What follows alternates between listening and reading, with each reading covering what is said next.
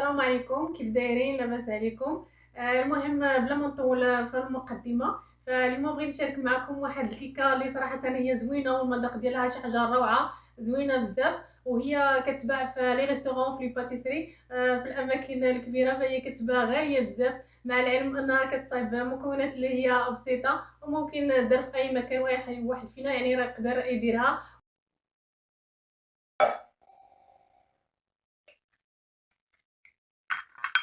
انا هرس هاد 4 ديال البيضات، وغادي ندير هاد الكاس ديال الحليب اللي عندي هنايا، وغادي نعمر كاس لارب ديال الزيت. كاس ما يكونش عامر يعني بزاف.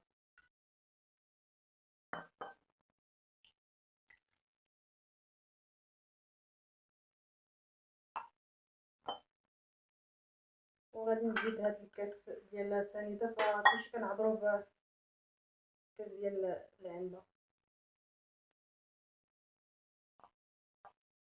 ودابا غنخلط هاد المكونات هادو اللي درت كاملين هنايا. غادي نخلطهم بخلاط الكهربائي. قلت هنا عندي 4 ديال البيضات، عندي كاس لارب ديال الزيت، عندي كاس عامر ديال السنيده، عندي كاس ديال الحليب، قلنا 4 ديال البيضات. المهم انا غادي نخلطهم بهذا الخلاط الكهربائي. واللي ما عندوش الخلاط الكهربائي راه يقدر يعني يقدر يستعمل الخلاط اليدوي، فراه عادي، راه بحال تقريبا غادي تجي زوينه، يعني ما كاين حتى مشكل. في الاول بديت بالمكونات الاساسيه ديال الكيكه، وغادي نخلط هاد المكونات مزيان حتى يندمجوا مع بعضياتهم. ولكن من بعد غادي نزيد يعني انا غادي نضيف مكونات وحده اخرى اللي غتغير ليا الخليط وغتغير ليا المذاق وغتغير ليا الشكل ديال الكيكه كذلك. المهم غادي نطرب هادشي هذا مزيان، يعني المكونات كامله مزيان. ومن بعد فانا غادي نضيف كيف ما قلت لكم المكونات وحده اخرين. المهم ها نتوما معايا، خليكم معايا.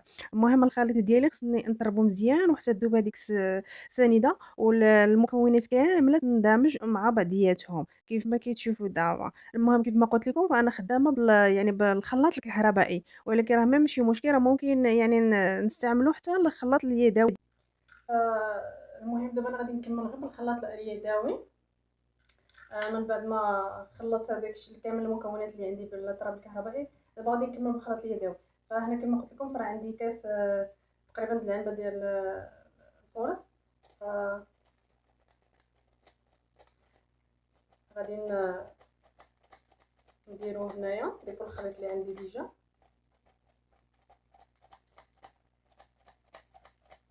صراحه هذا الطاس هذا زوين راه كيغربل.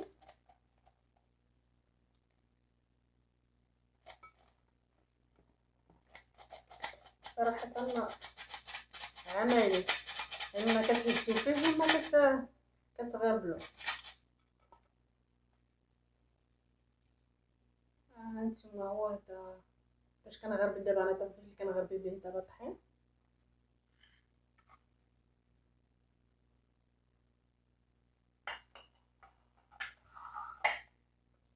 نخلط هادشي غير كما قلت لكم. غنبدا نستعمل غير دابا الخلاط اليدوي.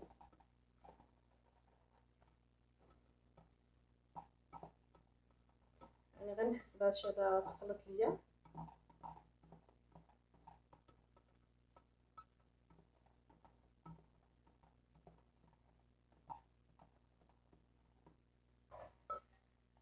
غادي نزيد هاد الخيزو اللي عندي هنا محكوك ديجا.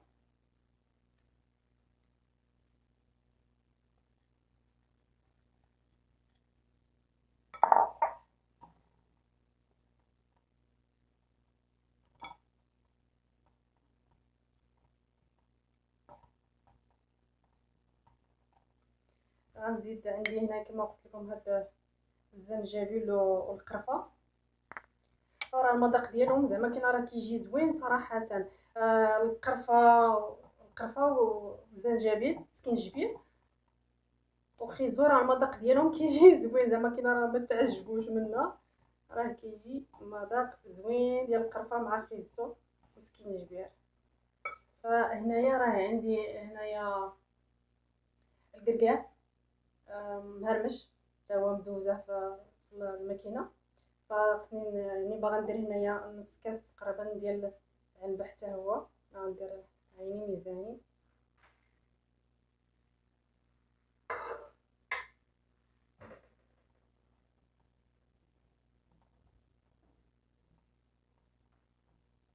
انا راه مازال غادي نزيد الطحين ديال الفورص.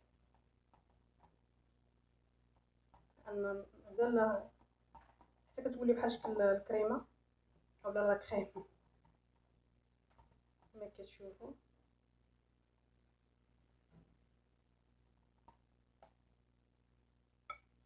المهم هنايا غنزيد هاد المعلقان عندي ديال الخل.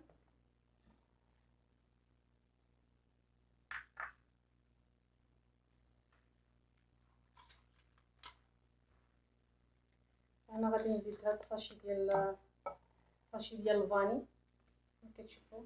هادي هنايا عندي الخميره.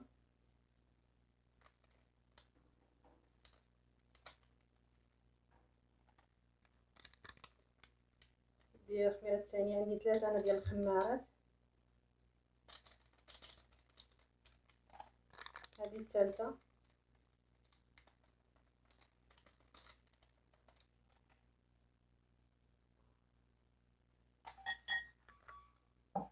وغادي نزيد مازال غنزيد الطحين. غنزيد واحد شويه ديال الطحين.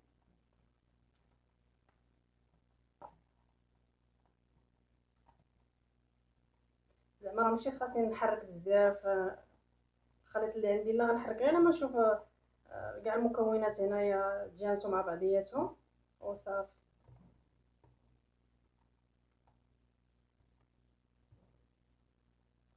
مازال خاصني هنايا نزيد طحين الفورص. هذا راه الكاس الثاني ديال الفورص، وعلى حسب يعني النوعيه. يعني كل واحد كيزيد الدقيق على حسب النوعيه اللي عنده هو ديال، لان كاين على حسب النوعيه ديال الدقيق اللي غادي يزيد نوعيه الفورص. راه ماشي كلشي بحال بحال.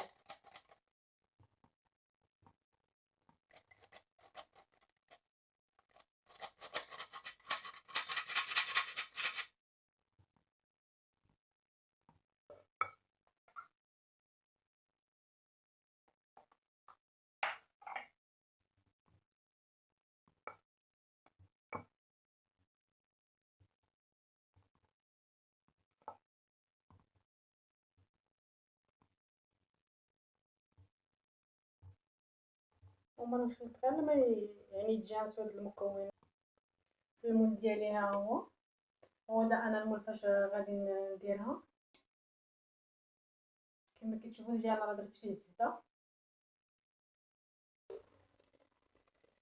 غنحاول نزيد على الكيكه الفوق باش يخوى ديك الفقاعات نحيدو ديك الريح.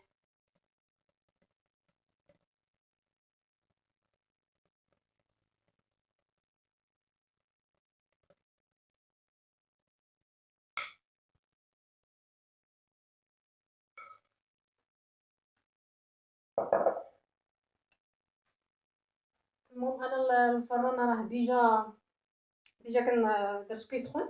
راه سخون دابا وغادي ندير درجه الحراره 180. المهم على حسب الفران ديال كل واحد. المهم انا غادي ندير درجه الحراره 180 وغادي نشعلها فيها غير من التحت ونخلي تقريبا واحد نص ساعه هكذاك وباش عاد نشعلها فيها حتى من الفوق. دابا انا غادي نطلع لا كريم ديالي. غادي نطلعها غير لا كريم فريش ديال هولالا. ها هي كما كتشوفوا. وهنايا عندي 4 ديال جيرفي. انا كنت بغيت نصايبها بكيري ولكن كيري ما كاينش عندي في الدار. لقيت عندي في الدار غير 4 ديال جيرفي. صافي ما غاديش نطلب شي حاجه واحده اخرى. وغادي نزيد فيها واحد شويه من الكركاع. غادي نزيدو فيها باش في العظم ملي كيعض الواحد كيلقى الكركاع وكيبان له الاختلاف بان راه ماشي كيكه عاديه. المهم هادشي هذا يعني غير هو لالا وهذا جيرفي هذا وراه ما كطلبش حتى شي حاجه واحده اخرى. المهم ها نتوما دابا معايا. انا هي هذه هو لالا باش كنطلع لا كريم فريش. باش كنطلع لا كريم ديالي. غندير لا كريم فريش.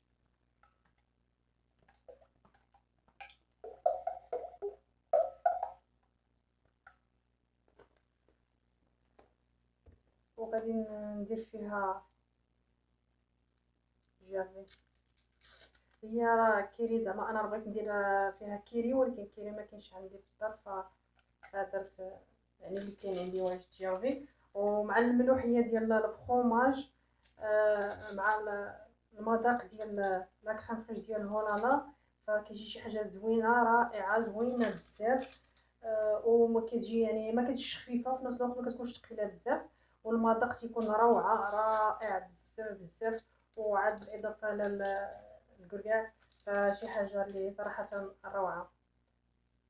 المهم نكمل هذه الرابعه اللي بقى عندي هنايا ديال جافي. فهنايا يعني من بعد ما طلعت لا كريم ديالي كيف ما كتشوفوا، فغادا نزيد الكركاع. غنزيد واحد شويه هنا ديال الكركاع صافي، وغادي نبدا نخلط بداك الخلاط الكهربائي. صراحة طلعت لا كريم يعني كتطلع زوينة، شي حاجة روعة، فيها واحد المذاق لذيذ بزاف. حيت ها كيما قلت لكم هذيك الملوحية اللي كتكون في الفرomاج ديال جيرفي اولا لافاج كيري، مع ديك المذاق ديال لا كريم فريش ديال هولالا، فكيتخلطوا بجوج كيعطيو واحد المذاق اللي هو روعة، يعني صراحة زوين بزاف. وكتجي لا كريم ما جارياش وما قاصحاش. انا قسمت الكيكه، راه قسمتها على جوج، يعني هذا النص والنص، قسمتها على جوج نصوص. راه ممكن نتوما تقسموها حتى ثلاثه، ولكن انا بالي يعني جوج، قسمتها على جوج صافي بركه كافيه باش غندير لها لا كريم اللي طلعت دابا.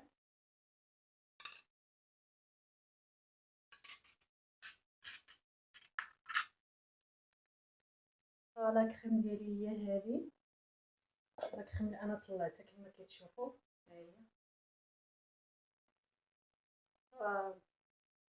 زوين صراحه هذا الطبسيل هذا كيدور، يعني كما قلت لكم، يعني واخا الواحد يكون اول مره كيخدم فيه كيجي عادي ساهل، كيسهل الخدمه، كيجي زوين في الخدمه، يعني كيعاون.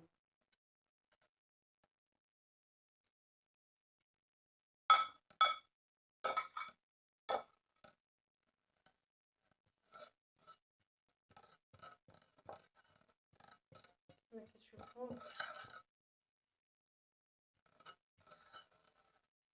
الكركاع غادي نزيد فيها هنايا الكركاع.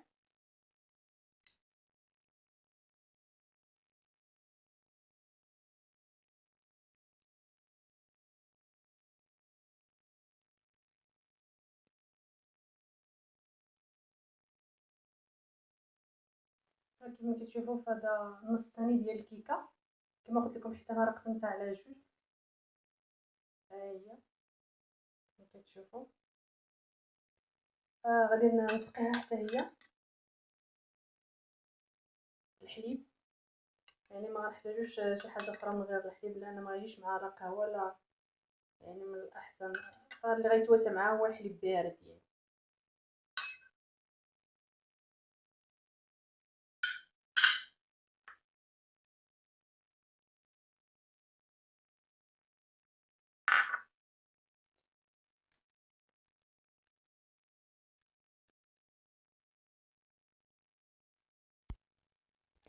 هنا انا كندير لا كريم الجناب ديال الكيكه بهاد سباتيول هادي. والتبسيل صراحه كيدور يعني بكل سهوله، غير بوحديتو كيدور. كيسهل الخدمه، يعني كيسهل الخدمه وكيسهل التزيين حتى ديال الكيكه، يعني واخا الواحد يكون كيخدم فيه اول مره.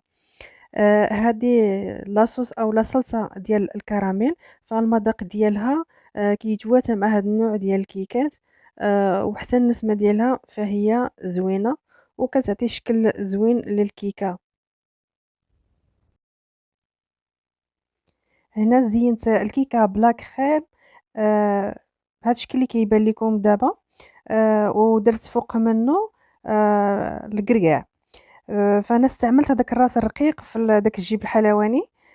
وانتم الا بغيتو يعني يبانوا لكم دوك الوريضات غلاضين، فاستعملوا داك الراس اللي كيكون شويه واسع. وكتشوفوا دوك الحبوبات ديال الكركاع راه هما كيبانوا صراحه. المذاق واعر، شي حاجه طوب زوين. لا كريم عاوتاني بجيرفي بفرomاج جيرفي اولا بكيري. والكركاع فكتطلع زوينه بزاف. معكم العنيقات ديال لادان اولا بيبي ديك الرومي غادي نصايبهم معكم. المهم بواحد الطريقه اللي شويش مختلفه، الطريقه اللي كنصايب انايا. المهم هنا عندي العنيقات ديال لادان ومقطعين طريفات كيف ما كتشوفوا. وهنا عندي لاصوص طوماط مطيشه مطحونه، مطيشه مع واحد جوج هذا فصوص ديال الثوم مطحونين هنايا كما كتشوفوا. غادي نديرهم عندي غادي نطيبهم في الطواجين. فغنخوي هذا صوص طوماط في الطاجين.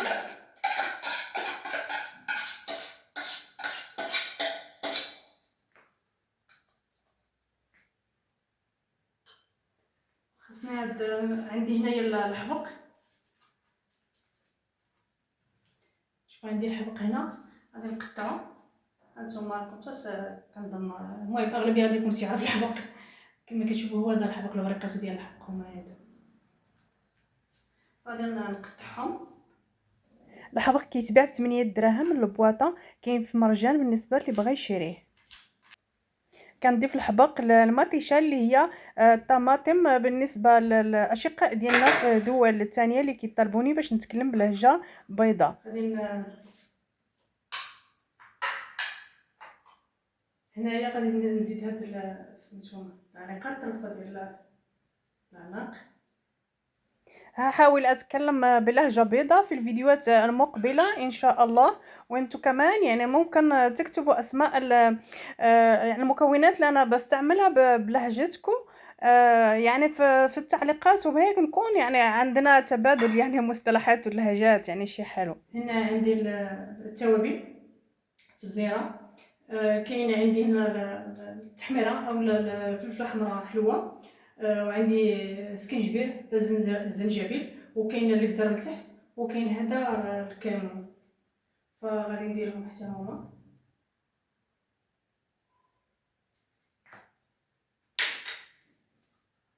وهنا الملحه.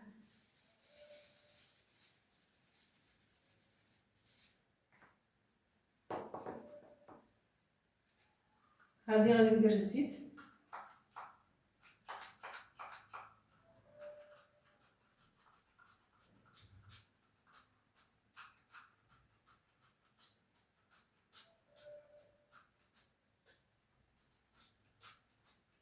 وغادي نشعل البوطون ونخلي كلشي يطيب.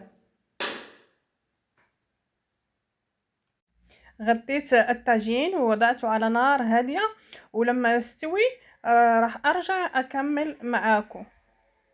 فالطاجين ديال العناق ديال لاداند ديك رومي بيبي فهو وجد كما كتشوفوا باقي تيغلي، يلاه طفيت عليه النار.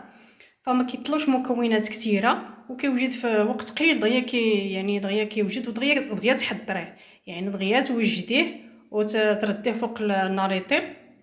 وكما قلت لكم يعني راه داكشي خفيف ظريف.